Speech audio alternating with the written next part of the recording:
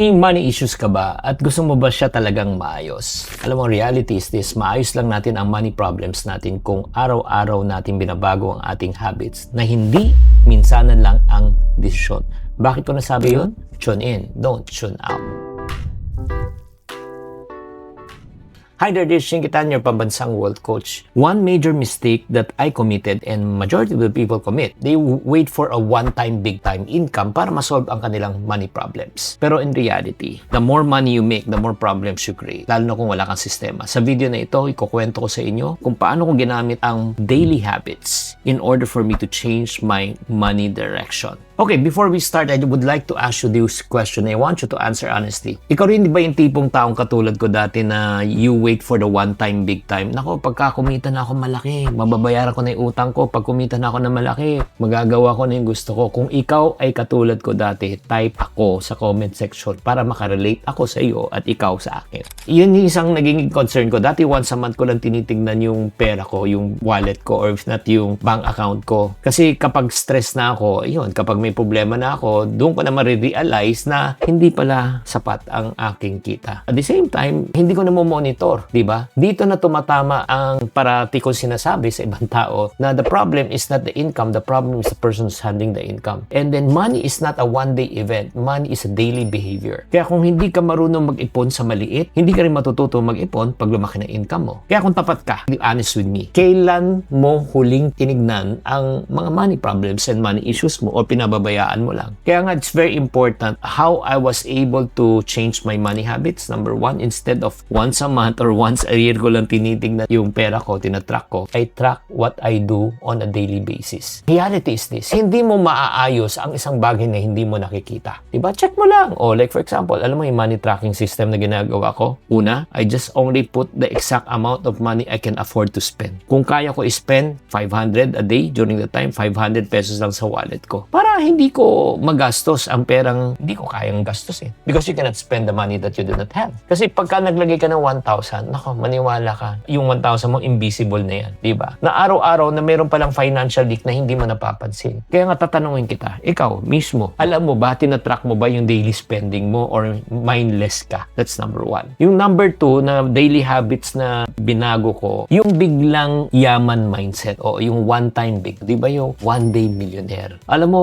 pag yan, in-entertain mo yan, nako, pag pumasok itong benta na ito, itong bill na ito, tapos na ang problema ko. Maniwala ka, matatapos yan, pero paminsan-minsan, pero next time may problema ka ulit. Bakit? Kasi nga, gusto mong madalian. Alam mo, daily discipline beats one-time, big-time movement. Diba? Ito yung mga masakit eh. Kahit lumaki yung income mo, pero pag yung habits mo hindi nagbago, liliit ulit ang income mo, mawawala ang ipon mo. Kaya nga tanungin ko muna sa'yo, ano yung habit mo ngayon na kahit tumaas ang sweldo mo, sisira pa rin? I want you to be honest with me. Kaya tinatanong ko yan kay Pamphilo Rovedillo, kay Vanji Teles Reyes, at kay Rijan Nika Sabihon, mga Iponario Club member. Meron ba tayong problema pagdating doon? Kaya nga kailangan po, kung gusto nyo maging consistent ang iyong habit, kailangan gumawa tayo ng daily rhythm. Everybody say daily rhythm. Ito yung ginawa ko. Hindi complicated, hindi perfect, pero paulit-ulit.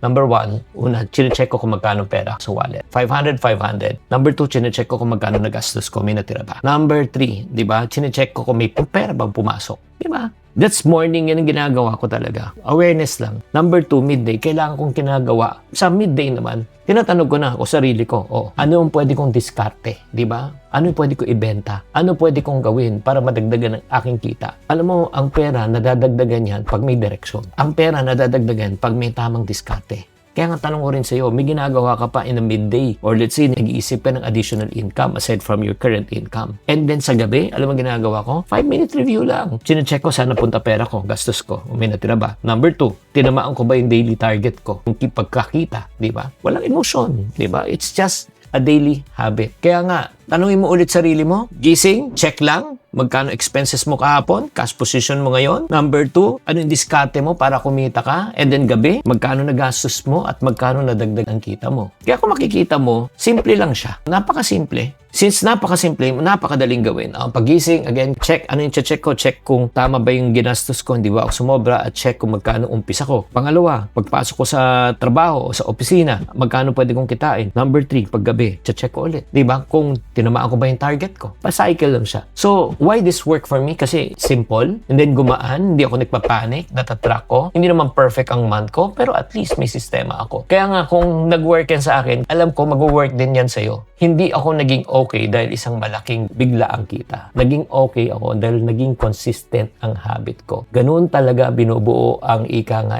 kapayapaan pagdating sa kaperahan. Hindi maingay, hindi biglaan, dapat lang maging consistent. Kaya nga tanungin kita, sa tinuro ko siya ngayon, ano yung sa palagi mo isang daily habit na pwede mong gayahin, kahit maliit na makakatulong po sa iyo. Kung gusto mo tong episode na ito, don't forget to follow and subscribe and share this with your friends. Tamang karunungan, tamang disiplina ang susi sa pagyaman. Chinky Tan, with over 6 million Facebook followers, 2.8 million YouTube subscribers, and 2.4 million TikTok fans, is now all out to share with you the most practical, simplest path to lasting wealth.